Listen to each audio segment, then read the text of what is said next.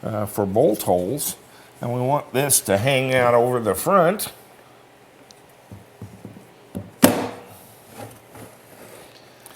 So we've got some 6mm Allens. We've got a nice little stock of metric hardware here that we're accumulating as we go through this project and other projects.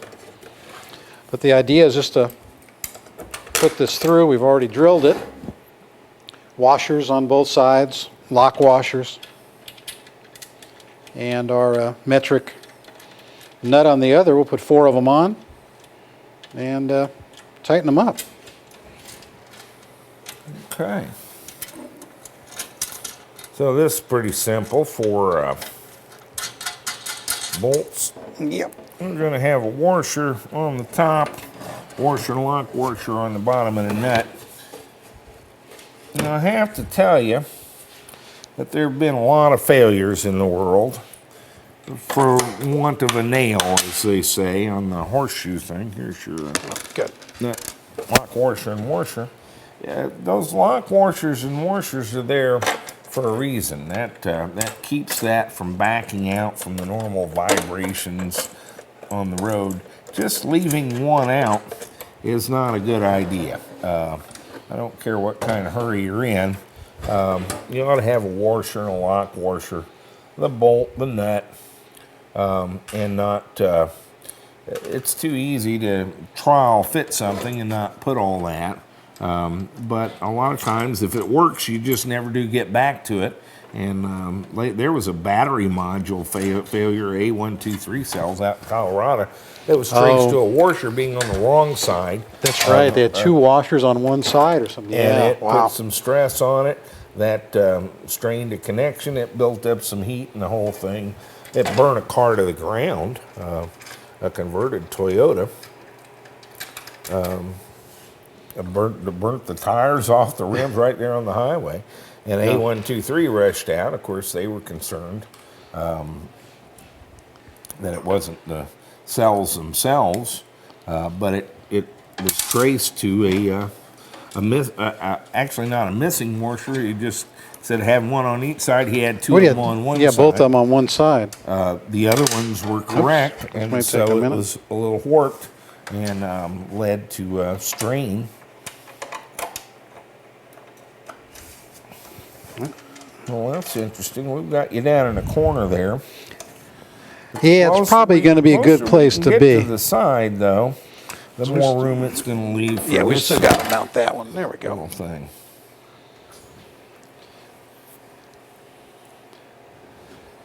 And that's really the idea here. And we're just going to bolt all this up.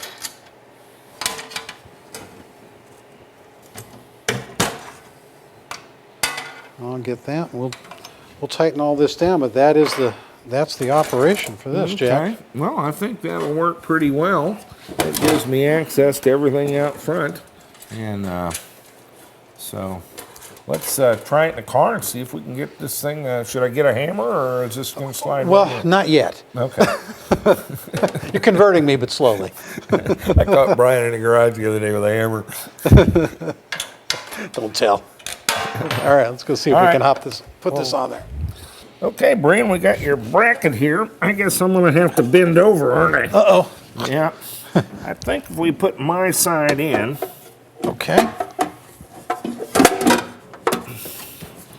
And then kind of line up the holes. That should. There's going to be a little tension on it. That's not entirely a bad thing.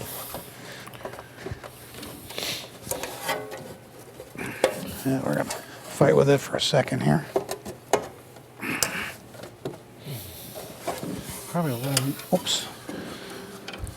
We don't have We're just stuck on that one bolt. We don't have the back now.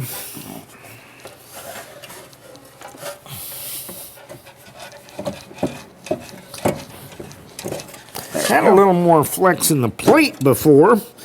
That controller's stiffened it up, but there we go. It's popped in. Now we should be able to stick a couple of our transmission bolts in. Yeah, we'll just kind of get them all just through, and then we'll tighten it all up, and it'll go up a little higher here. There we go. Let me have the... There you go, washer, lock washer. Washer, lock washer, and nut. Then on this side, we're using our 10mm hardware. And going to get our washer and nut on here. You know, while we're doing this, something I've been wanting to talk to you. A lot of times at the beginning of the show and the end of the show, do you hear music? No. Kind of like something from Lonesome Dove. Oh, it's that. I always hear this music at the beginning and the end of the show. I don't know where it comes from. I don't know where that comes from.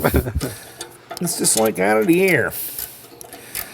So we've got kind of a big hole drilled in your bracket here to let us adjust for level. I think if I pull this up as high as I can get it, actually, it looks pretty good. We'll be pretty close.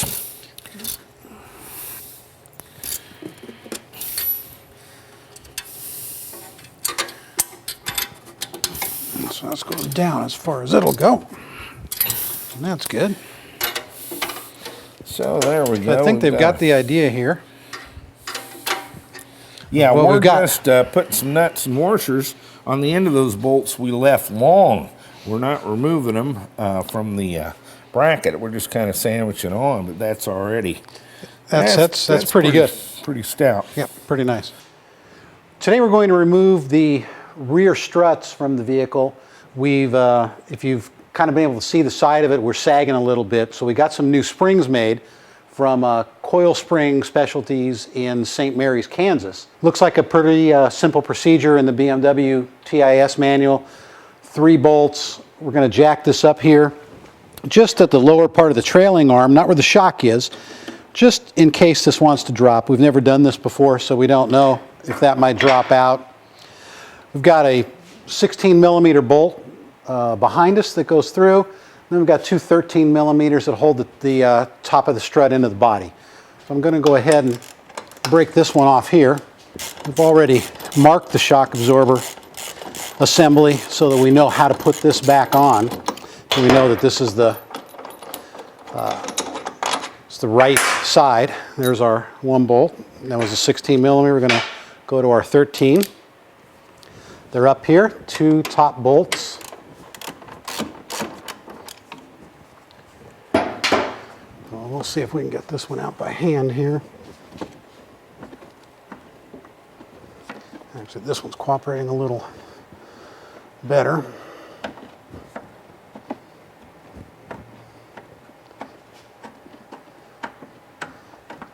As you can see, these are fairly long, finely threaded bolts here. Got this with this car a lot.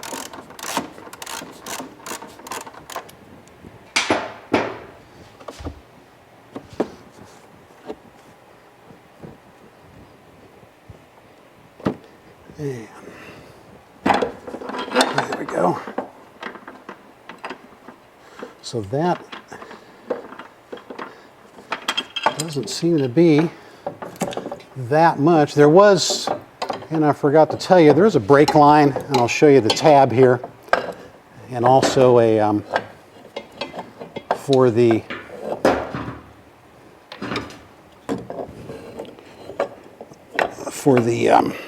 ABS, a sensor that fit right here. There's a grommet for the brake line, a grommet for the ABS sensor, and we went ahead and pulled those off and forgot to show that to you. And again, installation will be exactly the opposite of this, and we'll show you that. We've marked the spring just so that when we know it's lined up in the orientation when we take it off to the shop. And let's go take a look at the other springs. Okay, Braden, let's talk a little bit about springs. Our car got a little heavy. It did, and it sagged quite a bit. It was a lowrider.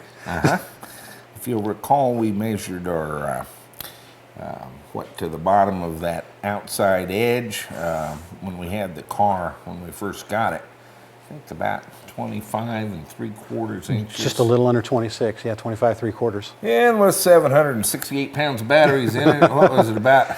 It was 11 inches? But yeah, it was scraping, scraping on the bump stops. Down there a little bit. We were kind of light in the front end too. That's gotten better with our drivetrain. Looking a lot better.